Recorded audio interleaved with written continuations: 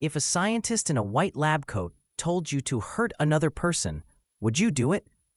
Most people instantly say no. But when psychologists tested this question in real life, the results shocked the world. Nearly 2/3 of ordinary people obeyed authority figures even when they believed they were causing extreme pain to another human being. And the most disturbing part is this: the participants were not violent criminals. They were normal people, teachers, workers, parents, everyday citizens. We like to believe morality is stable, that good people stay good no matter the situation. But one of the most famous experiments in psychology revealed something deeply uncomfortable. Under pressure from authority, many people will violate their own conscience while still believing they are decent human beings. This became known as obedience to authority, the tendency for people to follow commands from perceived legitimate power figures, even when those commands conflict with personal values. In simple language, the brain often treats authority like a shortcut for deciding what is right.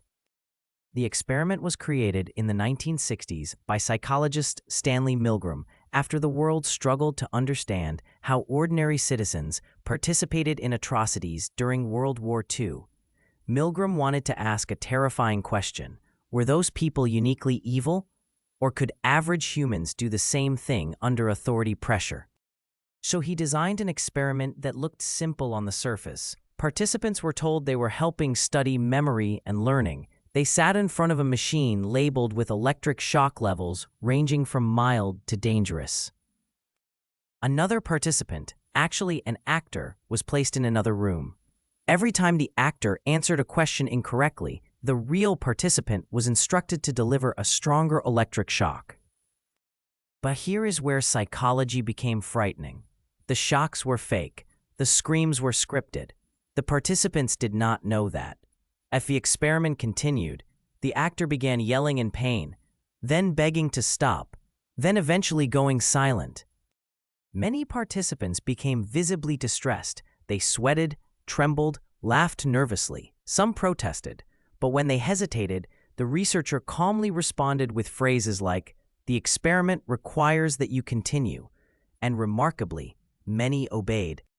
Psychology explains this through several mechanisms. First, authority creates what researchers call an agentic state. That means people stop seeing themselves as fully responsible for their actions. They begin viewing themselves as instruments carrying out another person's decisions. In everyday language, responsibility feels psychologically transferred upward. Second, the escalation happened gradually. The voltage increased in small steps, 10 volts higher, then another 10. This is called incremental commitment. Small moral compromises make larger compromises feel easier later.